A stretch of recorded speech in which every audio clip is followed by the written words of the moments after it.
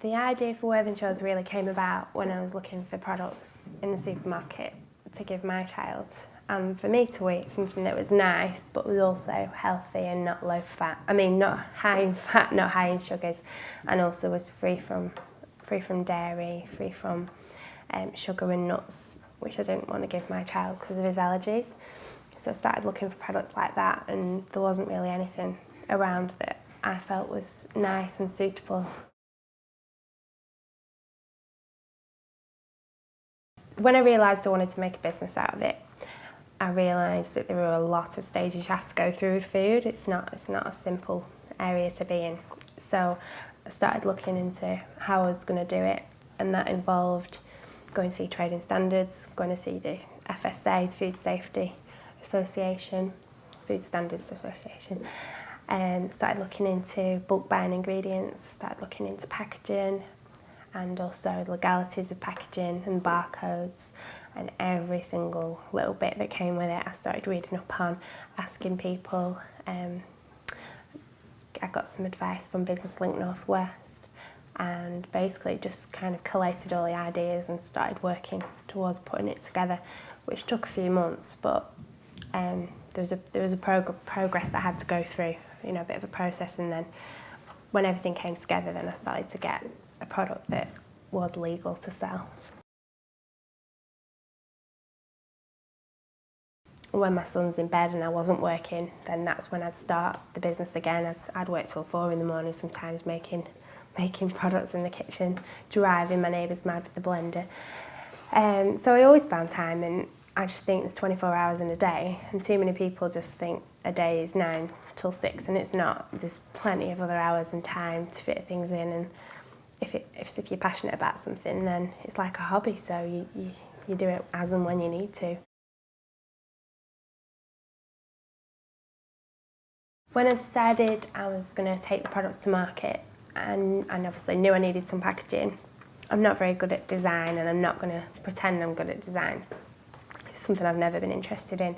So I looked into government funding for packaging, and there was a £3,000 voucher available through the NWDA. So I applied for this voucher, which enabled me, when I got it, it enabled me to get £3,000 worth of design work done. So I went to University of Central Lancs, which is my local uni, and a design company in there used the voucher and designed me some original packaging and my original website. So that covered the cost of that. Within 6 months of developing the products and the packaging, I'd already got into national wholesalers for health foods. They're called the Health Store in Nottingham, and I approached them before I actually started making the products, and I said, look, this is the products I want to do, this is what they're good for, this is what they're free from, and this is why they're better than what anything else you've got. And I said, so if I make these products, will you sell them for me? And they said, yeah. So I immediately had a customer, and I think that's really important in business. You need, there's no point just coming up with a great product, but if nobody's going to sell it for you, then, you've got a bit of a problem. So I kind of already had a big customer in mind, and there are other wholesalers as well, which I got into after that. So after I'd branded the products, I then went to see the buyer. They tested the products, we went through the commercials, and I started selling nationally in December 2009. Another one of my bugbears is people who say they can't get hold of the buyer, because I just think, yes, you can. If you just keep ringing them up, or you email them and then you ring them up, or you just ask to be put through to the buyers, and you eventually will do. You might get their email address, but you email them and then you follow up with a phone call.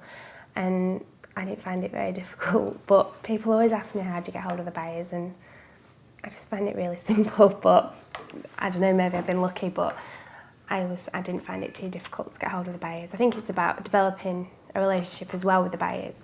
If they like you on the phone, they're more likely to want to meet you, and then it's all about relationships in business, and from a start I developed good relationships with my buyers, and I think that's very important. I'll tell you about how my Tesco buying event came about. There was a regional buying event in Lancashire, which for regional products, And Business Link rang me and said, look, this is happening, do you want to go to it? And I was like, okay, yeah, of course, it's an opportunity to get into the regional Tesco's. And I was thinking, I don't see my products as regional, but everyone has to start somewhere. So I prepared a presentation.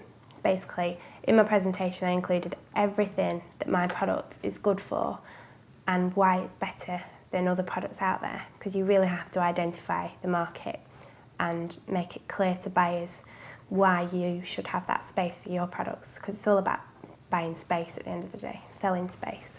So I prepared a big presentation and I went to a regional Tesco meeting, and there's a big group of buyers. There's 2 buyers, 2 marketing and 1 product development specialist.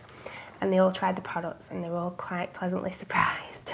And then the buyer said to me, he said, I don't think it's something for us. He said, it's a national product, not a regional product. And from that moment, I thought, oh, finally somebody's starting to realise that they are, they're more of a national product than just a niche regional or a niche health food product. So that was the kind of moment for me. That was the defining moment where I thought, yeah, these hopefully are going to make it to the big supermarkets.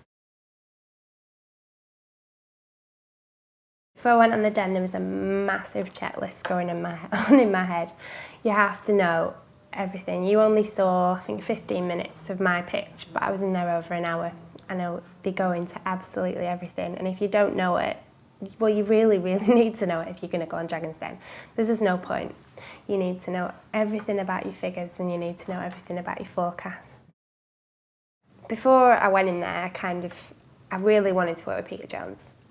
I just think he's fantastic. I really wanted to work with him, but I also wanted to get into all Duncan's health clubs and get him to help me with that side of things, because I believe that's another market for my products.